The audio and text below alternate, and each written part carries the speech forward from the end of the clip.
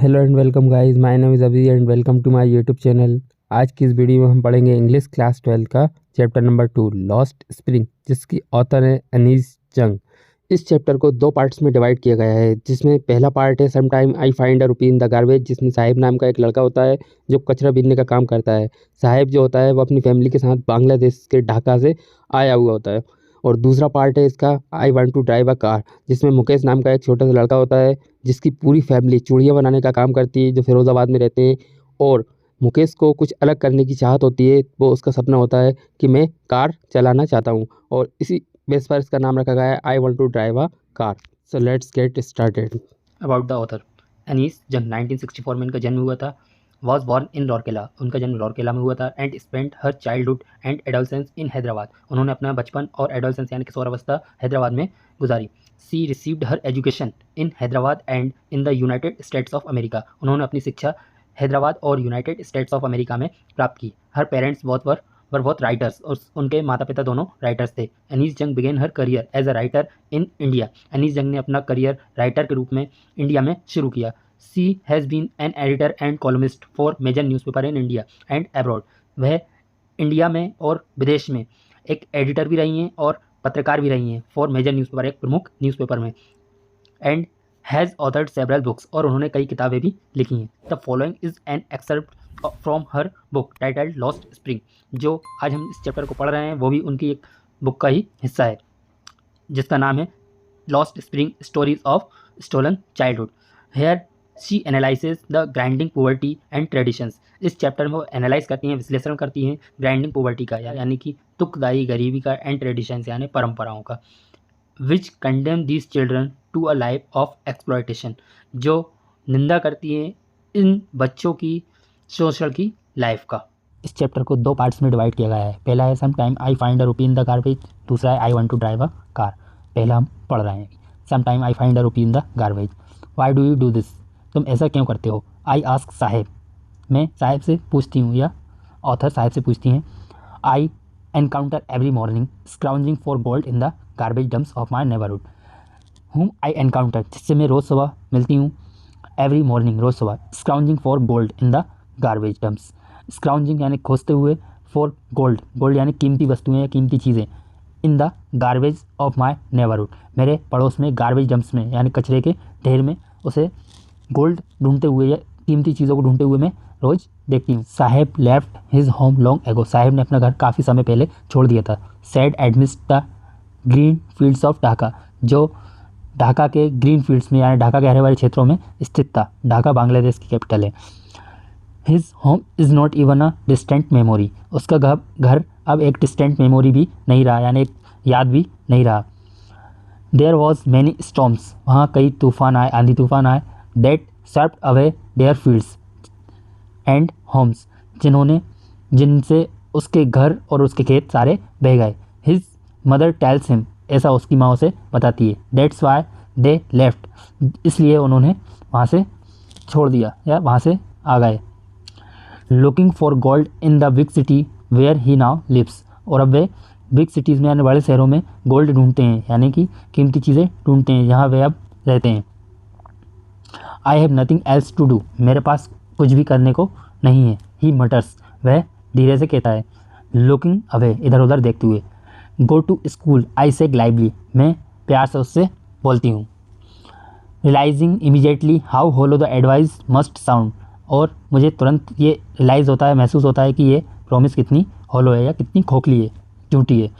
There is no school in my neighbourhood, मेरे neighbourhood में, मेरे पड़ोस में, मेरे घर के आसपास कोई भी स्कूल नहीं है। When they build one I will go, जब भी कोई स्कूल बनता है तो मैं जाऊँगा। If I start a school will you come, author कहती हैं, लेखिका कहती हैं, if I start a school will you come, यदि मैं एक स्कूल शुरू करती हूँ तो क्या तुम आओगे। आई आस्क, मैं पूछती हूँ, हाफ जोकिंग यानी थोड़ा मजाक के मूड में। येस ही सेज, वह कहता है हाँ। स्माइलिंग ब्रॉडली, और उसे हंसी आ जाती है। अ फ्यू डेज लेटर, कुछ समय बाद। I see him running up to me, मैं उसे देखती हूँ, वो दौड़ता हुआ मेरे पास आता है। इज़ योर स्कूल रेडी, वह मुझसे पूछता है क्या तुम्हारा स्कूल रेडी है। It takes longer to build a school, एक स्कूल बनने में काफ़ी समय लगता है। आई से, मैंने उससे बोला।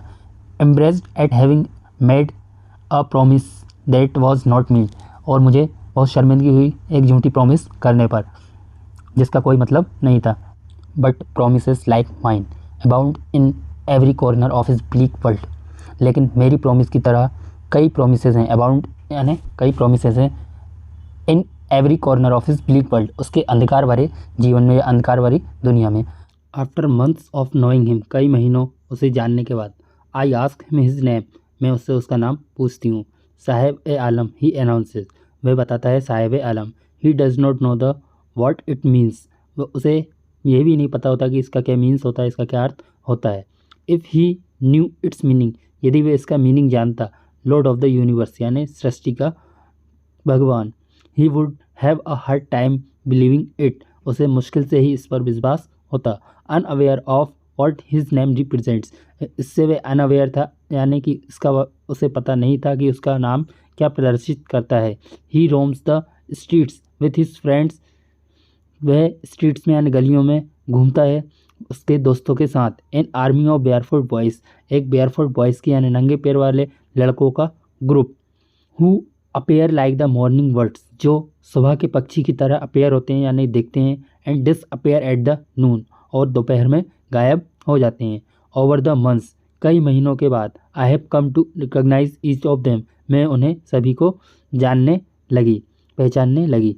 Y aren't you wearing chappals, तुम चप्पल क्यों नहीं पहन रहा। आई आस्क वन, मैं एक लड़के से पूछती हूँ। My mother did not bring them down from shelf, मेरी मम्मी शेल्फ से उतार कर नहीं देती। ही आंसर सिंपली, वह सिंपली आंसर देता है, जवाब देता है।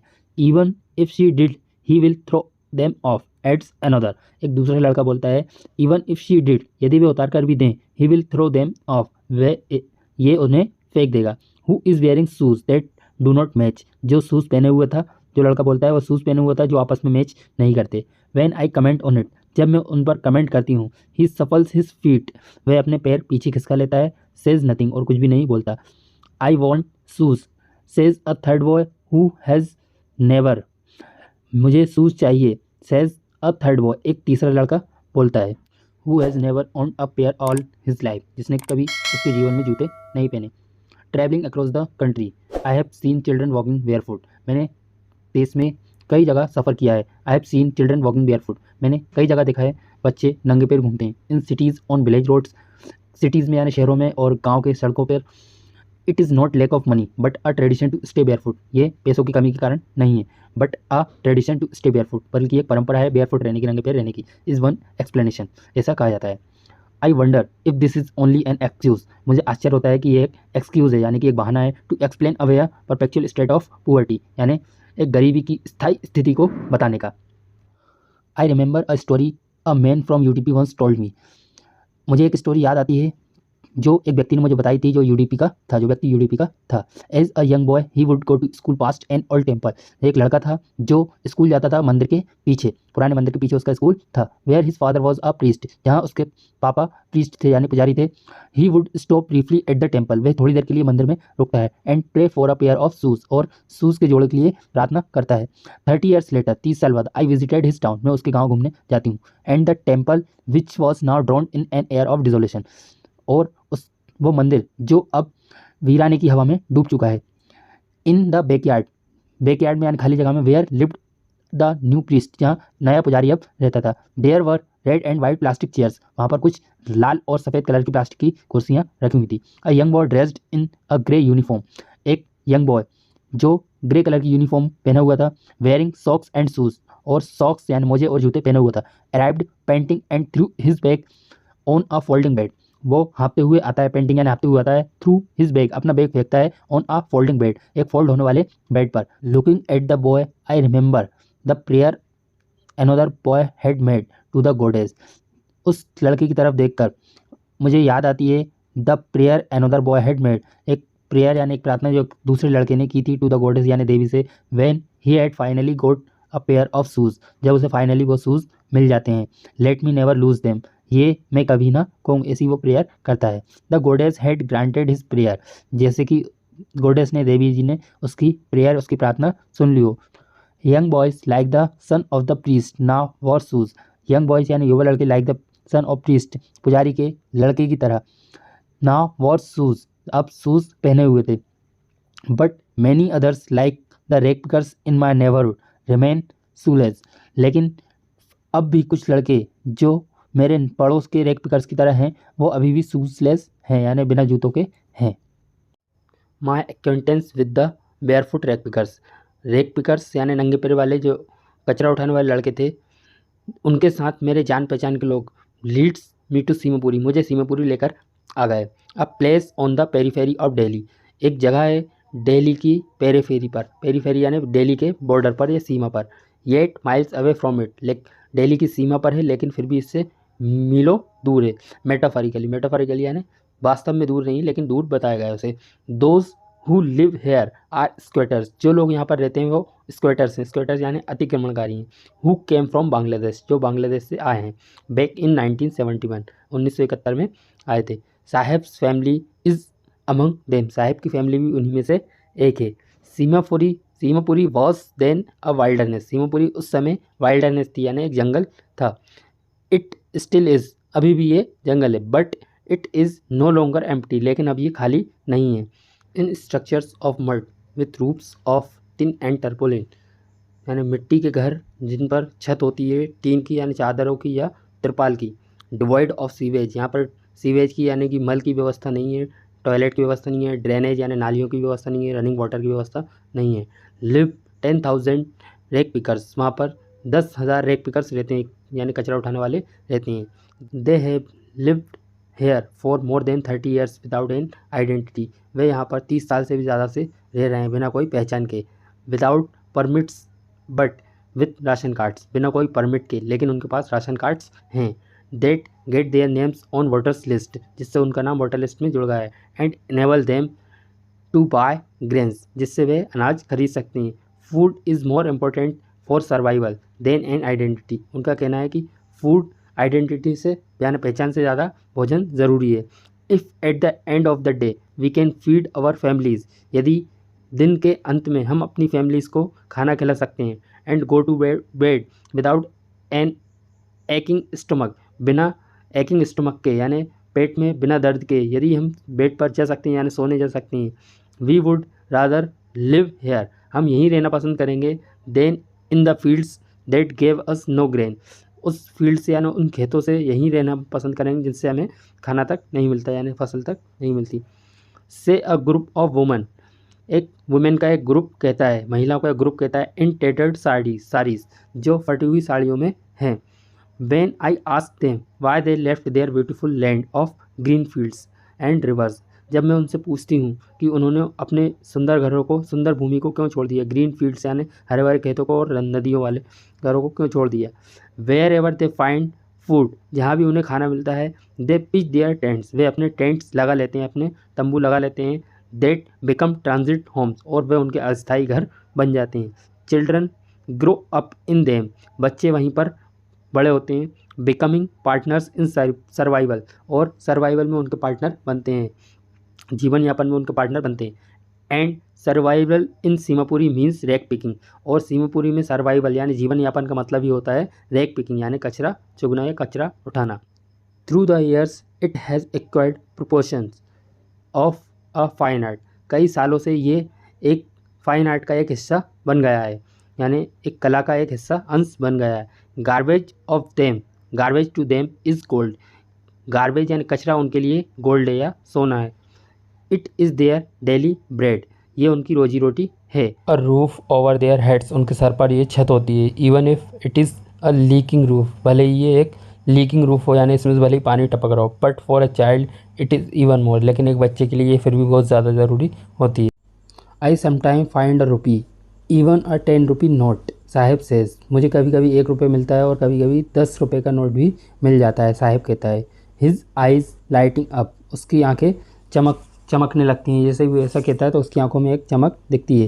When you find a silver coin in a heap of garbage, कभी कभी तुम्हें गार्बेज में यानी कचरे के ढेर में, हीप ऑफ गार्बेज यानी कचरे के ढेर में चांदी का सिक्का भी मिल जाता है। यू डोंट स्टॉप स्क्राउंजिंग, जब तुम्हें चांदी का सिक्का मिलता है तुम स्क्राउंजिंग यानी ढूंढना बंद नहीं करते, स्टॉप नहीं करते। For there is a hope of finding more, क्योंकि एक आशा होती है कि और भी कुछ मिल सकता है। It seems that for children Garbage has a meaning different from what it means to their parents. It seems that for children, ऐसा लगता है कि बच्चों के लिए गार्बेज का कुछ अलग ही मतलब होता है, जो उनके माता पिता की होता है उससे उनके लिए कुछ अलग ही अर्थ होता है. For the children it is wrapped in wonder. बच्चों के लिए एक छुपा हुआ रहस्य होता है. For the elders it is a means of survival. यानी बड़े बुजुर्गों के लिए ये एक सर्वाइवल का यानी कि जीवन यापन का एक साधन है. One winter morning I see Saheb standing by the fenced gate of the neighbourhood club. एक ठंड की सुबह साहेब एक पड़ोस के क्लब के गेट के बाहर खड़ा होता है, जो ऐसा गेट जिसके गनमन भीड़ का घेराव होता है. Watching two young man dressed in white playing tennis. दो यंग मैन क्या करते हैं, वाइट कपड़ों में टेनिस खेलते हुए दिखाई दे रहे हैं. I like the game. Sahib कहता है मुझे ये गेम बहुत पसंद है. ही हमसे यानी वे मन में कहता है, गुनगुनाता है. Content to watch it standing behind the fence. और कंटेंट होता है यानी बहुत संतुष्ट होता है इसे देखकर. स्टैंडिंग बिहाइंड द फेंस के पीछे खड़े होकर. I go inside when no one is around. मैं अंदर जाता हूँ. साहिब कहता है कि मैं अंदर जाता हूँ जब वहाँ पर कोई नहीं होता. ही एडमिट्स वे कहता है. The gate keeper lets me use the swing. जो गेट कीपर होता है, जो द्वारपाल होता है, मुझे झूला झूलने देता है, झूला यूज़ करने देता है. Sahib two is wearing tennis shoes that look strange over his discoloured shirt and shorts. Sahib भी क्या करता है, टेनिस वाले शूज़ पहने हुए होता है. दैट लुक स्ट्रेंज जो बहुत अजीब दिख रहे होते हैं. Over his discoloured shirt and shorts जो उसकी शर्ट से और शॉर्ट्स से बहुत ही डिस्कलर्ड दिख रहे हैं यानी अलग दिख रहे होते हैं, अलग रंग के दिख रहे होते हैं. Someone gave them to me. वो कहता है कि ये मुझे किसी और ने दिए थे. He says in the manner of explanation. समझाते हुए वह ऐसा कहता है. The fact that they are discarded shoes of some rich boy. वो कहता है कि ये शूज़ किसी अमीर बॉय ने या किसी अमीर लड़के ने डिस्कार्ड किए हैं यानी कि छोड़े हैं, पहनकर छोड़ दिए हैं. Who perhaps refuse to wear them because of a hole in one of them. जिसने शायद इसने पहनने से मना कर दिया है. बिकॉज ऑफ अ होल एक होल के कारण, एक छेद के कारण. इन वन ऑफ देम उनमें से एक शूज़ पर एक छेद हो गया है. डज़ नॉट बॉदर हिम लेकिन उससे उसे कोई परेशानी नहीं है. For one who has walked barefoot एक ऐसे व्यक्ति के लिए जो हमेशा नंगे पैर चला हो. Even shoes with a hole is dream come true. उसके लिए एक सपने के सच होने के बराबर है एक छेद वाले शूज़ ही पहनना. But the game is he is watching so intently is out of his reach. लेकिन जो गेम वो देख रहा था वो उसकी रीच के, उसकी पहुंच के बाहर था. This morning Saheb is on his way to the milk booth. इस सुबह साहेब दूध लेने के लिए रास्ते में जा रहा होता है. In his hand a steel canister. उसके हाथ में एक स्टील की कैन होती है. I now work in a tea stall down the road. और वह कहता है कि मैं अब एक टी स्टॉल की दुकान पर, चाय की दुकान पर काम करता हूँ. ही सेज वह कहता है पॉइंटिंग द डिस्टेंस दूर हाथ से बताते हुए. I am paid 800 rupees. मुझे 800 रुपये मिलते हैं. एंड ऑल माई मील्स और मुझे खाने पीने का सारा भोजन मिलता है. Does he like the job I ask. लेखिका उससे पूछती है क्या तुम्हें ये जॉब पसंद है, क्या तुम्हें ये काम पसंद है. His face I see has lost the care free look. और जैसा कि लेखिका देख सकती हैं उसकी चेहरे से वो केयर फ्री लुक यानी चला गया था. The steel canister seems heavier than the plastic bag. जो स्टील की जो कैन है वो प्लास्टिक बैग से जिसमें वो कचरा चुगता था, कचरा बीनता था, उससे ज़्यादा हैवी लगती है. He would carry so lightly over his shoulder. जो प्लास्टिक का बैग होता था वो उसे अपने कंधे पर आसानी से टांग लेता था. The bag was his. जो बैग था वो उसका खुद का था. The canister belongs to the man who owns the tea shop. लेकिन जो कैनिस्टर है, जो कैन है, वो टी शॉप के मालिक की है. Saheb is no longer his own master. Saheb अब खुद का मास्टर नहीं रहा है, वह किसी का गुलाम बन गया है. इस चैप्टर का एक पार्ट यहीं पर ख़त्म हो गया है. अब हम सेकंड पार्ट करेंगे. सेकंड पार्ट का फर्स्ट पार्ट से कोई लेना देना नहीं है. इसमें कैरेक्टर अलग है, ये एक स्टोरी अलग है. सेकंड पार्ट का नाम है I want to drive a car. Mukesh insist on being his own master. इस पार्ट में मुकेश कहता है कि वह खुद का मास्टर बनना चाहता है. जैसा कि हमने देखा फर्स्ट पार्ट में साहिब के बारे में बात की गई है, साहिब की लाइफ के संघर्ष के बारे में बात की गई है. सेकंड पार्ट में मुकेश के बारे में बात की गई. मुकेश एक बच्चा है, इसके बारे में बात की गई है. मुकेश कहता है कि मैं खुद का मास्टर बनूंगा या आत्मनिर्भर बनूंगा. I will be A motor mechanic. मैं एक मोटर मैकेनिक बनूंगा. ही अनाउंसेस. वह कहता है. Do you know anything about cars? क्या तुम कार के बारे में कुछ जानते हो? आई आस्क, लेखिका पूछती हैं। I will learn to drive a car, मैं कार चलाना सीख लूँगा। ही आंसर्स, वह कहता है, मुकेश कहता है, looking straight into my eyes, लेखिका की आंखों में आंखें डालकर। His dreams looks like a mirage amidst the dust of streets that fill his town Firozabad, जो एक मिराज की तरह लगता है, यानी भ्रम की तरह लगता है फिरोजाबाद की धूल भरी गलियों में। Famous for its bangles, Firozabad famous है काहे के लिए? बेंगल्स के लिए, चूड़ियों के लिए। Every other family in Firozabad is engaged in making bangles, every other family यानी फिरोजाबाद में हर एक परिवार इज़ इंगेज्ड व्यस्त है इन मेकिंग बेंगल्स, बेंगल्स यानी चूड़ियाँ बनाने में। It is centre of India's glass blowing industry, यह है फिरोज़ाबाद, जो फिरोज़ाबाद शहर है वह सेंटर है यानी कि केंद्र है इंडियाज़ ग्लास ब्लोइंग इंडस्ट्री यानी कांच बनाने वाले उद्योग का केंद्र है। Where families have spent generations, यहाँ कई परिवारों ने जनरेशन यानी कई पीढ़ियाँ बिता दी हैं, गुजार दी हैं। वर्किंग अराउंड फर्नेसेस, भट्टियों के पास काम करते करते। वेल्डिंग ग्लासेस, कांच जोड़ते जोड़ते। Making bangles for all the women in the land it seems, ऐसा लगता है कि विश्व की सभी महिलाओं के लिए यहीं पर चूड़ियाँ बनाई जाती हैं। Mukesh's family is among them, Mukesh का परिवार भी उन्हीं में से एक है।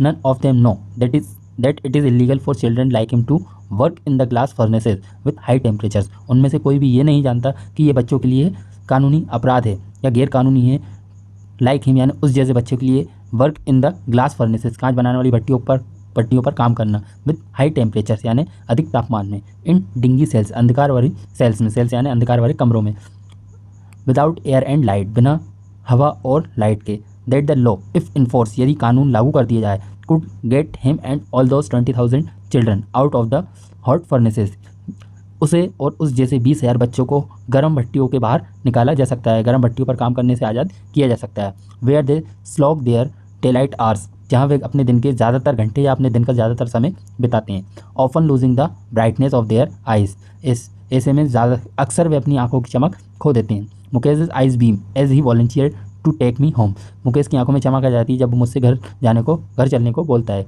Which he proudly says is being rebuilt, और वह गर्व से कहता है, प्राउडली कहता है कि मेरा घर दोबारा बना है। We walk down stinking lanes choked with garbage, हम बदबूदार गलियों से निकलकर जाते हैं जो चौक हो जाती हैं यानी जिन पर बहुत ज़्यादा कचरा जमा हो जाता है। Past homes that remains hovels, हम टूटे फूटे घरों को पार कर जाते हैं, ऐसे घरों को पार करके जाते हैं जो बहुत टूटे फूटे हो रहे होते हैं। फिर क्रम्बलिंग वॉल्स, जिनकी दीवारें चटक रही होती हैं। वॉबली डोर्स यानी डमाडोल दरवाजे हो रहे होते हैं, उनके दरवाजे ऐसे ही हिलडुल रहे होते हैं। नो विंडोज़, जिन पर कोई खिड़कियाँ नहीं होती, जिन मकानों में कोई खिड़कियाँ नहीं होती। Crowded with families of humans and animals को existing in a preamble state, यानी घर भले ही उनके टूटे फूटे हों लेकिन इंसान और जानवर इकट्ठे अपने परिवार के साथ मिलकर एक प्राचीन राज्य में रहते हैं। He stops at the door of one such house, वे ऐसे ही एक घर के सामने, एक झोपड़े के सामने रुकता है, एक घर के सामने रुकता है। Bangs a wobbly iron door with his foot, और वह अपने पैर से एक वॉवली यानी ऐसे ही ढुलमुल गेट में, लोहे के गेट में लात मारता है, धक्का देता है। एंड पुसेस इट ओपन, और धक्का मारकर उसे ओपन कर देता है यानी खोल देता है। We enter a half built shack, हम एक अदबनी झोपड़ी में प्रवेश करते हैं। In one part of it, इसके एक हिस्से में या एक कोने में, thatched with dead grass is a firewood stove, घास फूस का एक चूल्हा बना होता है, लकड़ी जलाने वाला चूल्हा बना होता है। Over which sits a large vessel of sizzling spinach leaves, उस पर एक बड़े से बर्तन में पालक की कुछ सब्जी पक रही होती है। On the ground in a large aluminium platters, और फर्श पर यानी ग्राउंड पर एक बड़े से प्लेटर्स में, एल्यूमिनियम के थाल में, आर मोर चॉप्ड वेजिटेबल्स, कुछ कटी हुई सब्जियां रखी होती हैं। अ फ्रेल यंग वुमन, फ्रेल यानी होता है वीक या कमज़ोर, एक कमज़ोर सी एक महिला, is cooking the evening meal for the whole family, अपने पूरे परिवार के लिए शाम का भोजन पका रही होती है। Through eyes filled with smoke, उसकी आंखों में धुआं भरा होता है। शी स्माइल्स, लेकिन फिर भी वह स्माइल करती है या हंसती है। She is the wife of Mukesh's elder brother, वह मुकेश के बड़े भाई की वाइफ है। Not much older in years, उम्र में वह कोई ज़्यादा उम्र की नहीं है। She has begun to command respect as the bahu, उसे बहू के रूप में रिस्पेक्ट मिलने लगी थी। The daughter in law of the house, यानी घर की बहू के रूप में। Already in charge of 3 men, उसे पहले से ही 3 पुरुषों का ख्याल रखना पड़ता, 3 पुरुषों की देखभाल करनी पड़ती थी। हर हस्बैंड यानी उसका हस्बैंड पति, मुकेश एंड देयर फादर और उनके पिताजी यानी मुकेश के और उसके हस्बैंड के पिताजी। When the older man enters she gently withdraws behind the broken wall.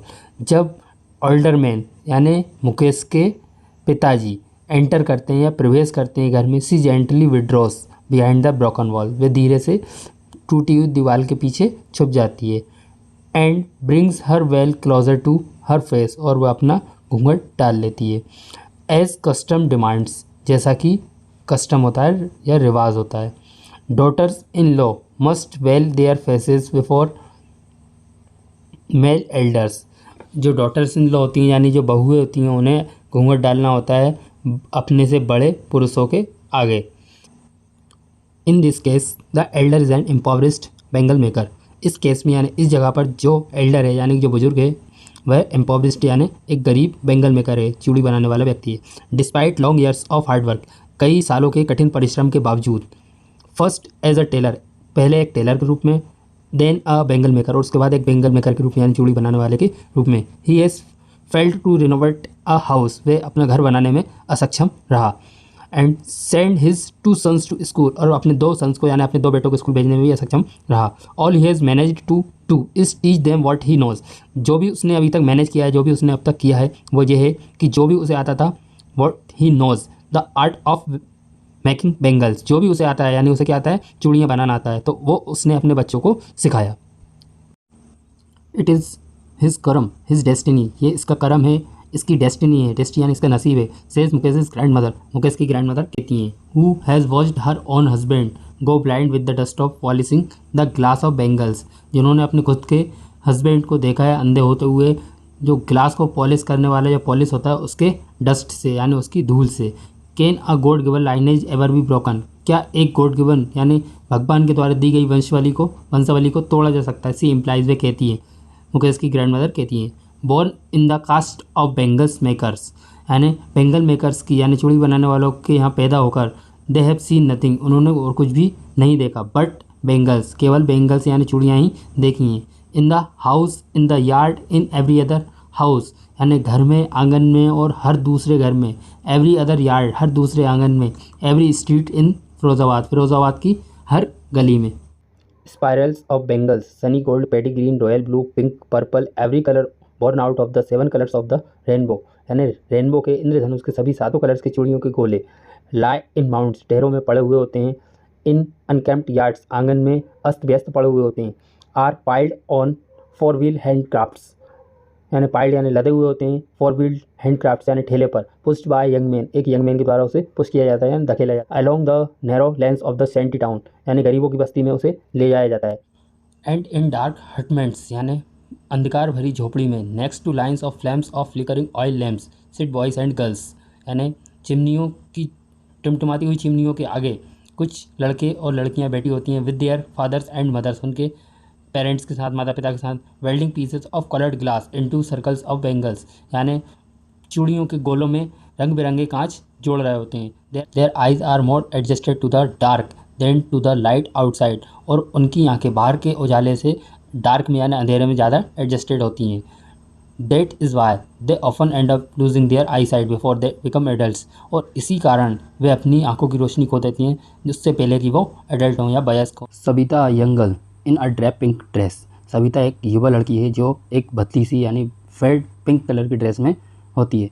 Seats alongside an elderly women, यानी एक बुजुर्ग महिला के पास वो बैठी होती है। शोल्डरिंग पीसेस ऑफ ग्लास, यानी कांच के टुकड़ों को जोड़ रही होती है।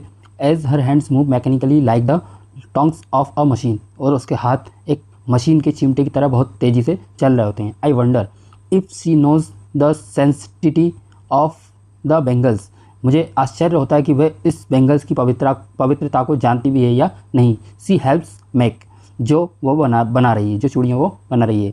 It symbolizes an Indian women's suhag, कि ये एक इंडियन वुमेन की यानी भारतीय महिला की सुहाग का पहचान होती है, सुहाग की पहचान होती है। ऑस्पियसनेस इन मैरिज, और मैरिज में ये कितना शुभ होती है। It will down on her suddenly one day when her head is trapped with a red well, उसे ये चीज़ एक दिन अचानक समझ में ज़रूर आएगी जब उसके सिर पर एक घूंघट होगा।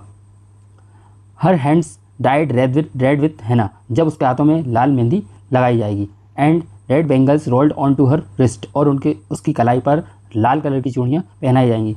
She will then become a bride, जब वह एक ब्राइड यानी दुल्हन बनेगी। Like the old woman beside her who became one many years ago, उस महिला की तरह जो उसके बाजू में बैठी है, जो कई सालों पहले ये सब दुल्हन बन चुकी है।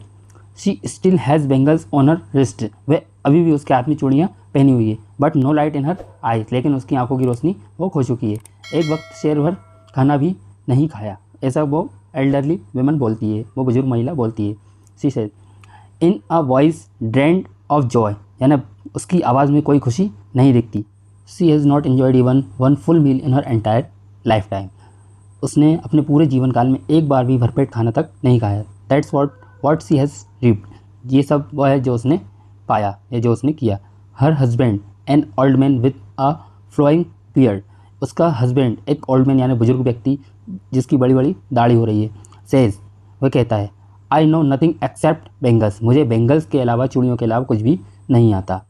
All I have done is make a house for the family to live in, मैंने अपने पूरे जीवन काल में सिर्फ एक घर ही बनाया जिसमें मेरा परिवार रह सके। वो कहता है हेयरिंग हिम, उसे सुनकर, उसकी ये बात सुनकर, वन वंडर्स, एक आश्चर्य होता है, ऐसा लगता है if he has achieved what many have failed in their life time, कि ऐसा लगता है कि जैसे कि उसने कुछ ऐसा अचीव कर लिया है, ऐसा प्राप्त कर लिया है जो कई लोग उनके जीवन काल में नहीं कर पाए। He has a roof over his head, उसके सर पर कम से कम एक छत तो है।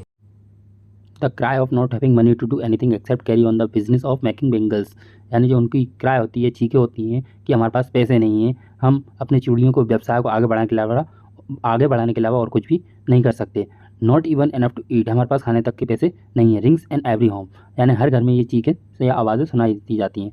The young man echo the lament of their elders, जो यंग मैन होते हैं वह अपने एल्डर्स के यानी अपने बुजुर्गों के रोते रहते हैं। इको द लेमेंट यानी होता है रोना या पुरानी बातों के लिए रोना, पुराने लोगों की तरह ही वो भी रोते रहते हैं। Little has moved with time, समय के साथ कुछ चीज़ें चेंज हुई हैं, इट सीम्स, ऐसा लगता है। इन फिरोजाबाद में years of mind numbing toil have killed all initiative and ability to dream, यानी कई सालों की कड़ी मेहनत ने उनके अंदर इनिशिएटिव यानी कुछ नई चीज़ शुरुआत करने की और सपने देखने की क्षमता को मार दिया है। Why not organize yourself into a cooperative, तुम एक संघ क्यों नहीं बना लेते। I ask a group of young man, मैं एक यंग मैन के यानी युवा लोगों के ग्रुप से पूछती हूँ, ऐसे लेखिका पूछती हैं। Who have fallen into the vicious circle of middleman, जो मिडिलमैन के वीसियस सर्कल में यानी जाल में फंस गए हैं। Who trapped their fathers and forefathers, जिन्होंने उनके पिता और दादा परदादाओं को भी फंसाया था। Even if we get organize, यदि हम ऑर्गेनाइज हो भी जाते हैं, we are the ones who will be hauled up by the police, हम लोग ही होंगे जो पुलिस के द्वारा पकड़े जाएंगे। Beaten and direct to the jail for doing something illegal, और कुछ नाजायज़ करने के लिए, इलीगल करने के लिए हमें जेल के लिए घसीटा जाएगा। जैसे ऐसा वो लोग कहते हैं। There is no leader among them, उनके बीच कोई भी एक नेतृत्व करने वाला नहीं है, कोई नेता नहीं है। No one who could help them see things differently, ऐसा कोई भी व्यक्ति नहीं जो उनकी मदद कर सके, चीज़ों को डिफरेंटली यानी अलग तरह से देख सके। Their fathers are as tired as they are, उनके फादर्स भी उतने ही थक गए हैं जितने वो लोग थक गए हैं। They talk endlessly in a spiral that moves from poverty to apathy to greed and to injustice, वे एंडलेसली यानी लगातार बात करते हैं एक स्पायरल में, एक सर्कल में। मूव्स फ्रॉम पोवर्टी, जो पोवर्टी गरीबी, और एपैथी यानी कि उदासीनता या ग्रीड लालच, और इनजस्टिस अन्याय शुरू होती है और इन्हीं चीज़ों पर आकर ख़त्म हो जाती है। Listening to them I see two distinct worlds, इनकी बातें सुनकर मुझे दो तरह की दुनिया दिखाई देती हैं। वन ऑफ द फैमिली, एक ऐसा परिवार, caught in a web of poverty, जो गरीबी की जाल में फंसा हुआ है। Burden by the stigma of caste in which they are born, यानी कि समाज के उस कास्ट के कलंक में बर्डन है, यानी कि दबा हुआ है। इन विच दे आर बोर्न, जिस समाज में वे पैदा हुए हैं। The other a vicious circle of sahukars, the middleman, the policeman and the keepers of law, the bureaucrats and the politicians, और दूसरी जो दुनिया है वह है एक सर्कल यानी कि एक घेराव, साहूकार का, मिडिलमैन यानी एजेंट्स का, policeman, the keepers of law यानी कानून के रखवालों का, द ब्यूरोक्रेट्स या नौकरशाही का, एंड द पॉलिटिशियंस और राजनेताओं का। Together they have imposed the baggage on the child that he can not put down, इन सभी ने मिलकर एक बच्चे पर एक वजन थोप दिया है जो वह कभी नहीं उतार सकता। बिफोर ही इज़ अवेयर, इससे पहले कि वे जागरूक हो। ही एक्सेप्ट इज एज नेचुरली, वह उसे स्वाभाविक समझ लेता है या नेचुरल मान लेता है।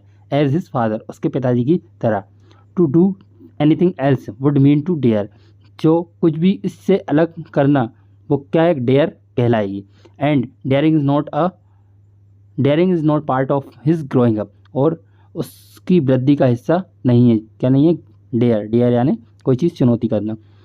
When I sense a flash of it in Mukesh, मुझे मुकेश में इसकी एक झलक दिखती है। आई एम चेयर्ड, मुझे खुशी होती है। I want to be a motor mechanic, Mukesh कहता है I want to be a motor mechanic, मुझे मोटर मैकेनिक बनना है। ही रिपीट्स, यानी वह कहता है, दोहराता है। He will go to garage and learn, वह कहता है कि मैं गैरेज जाऊँगा और कार चलाना और सुधारना सीखूंगा। But the garage is long way from his home, लेकिन गैरेज उसके घर से काफ़ी दूर था। I will walk, he insist, वह कहता है कि मैं चल कर जाऊँगा। Do you also dream of flying a plane, लेखिका उससे पूछती है क्या तुम प्लेन को उड़ाने का भी सोचते हो। ही इज़ सडनली साइलेंट, वह अचानक चुप हो जाता है। No, he says, staring at the ground, वह ग्राउंड को घूरते हुए, ज़मीन को घूरते हुए बोलता है नहीं। In his small murmur there is an embarrassment that has not yet turned into regret. Regret यानी पछतावा। In his small murmur, murmur यानी धीमी ध्वनि से कुछ कहना, धीमे स्वर में कुछ कहना। उस धीमी आवाज़ में there is an embarrassment, एक शर्मिंदगी थी। There has not that has not yet turned into regret, जो एक पछतावे में परिवर्तित नहीं हुई थी, चेंज नहीं हुई थी। He is content to dream of cars, वह कार का ही सपना देखकर संतुष्ट था। That he sees hurtling down the streets of his town, जो उसकी टाउन की गलियों में चलती हैं। Few airplanes fly over Firozabad, Firozabad के ऊपर से कुछ एरोप्लेन भी निकलते हैं।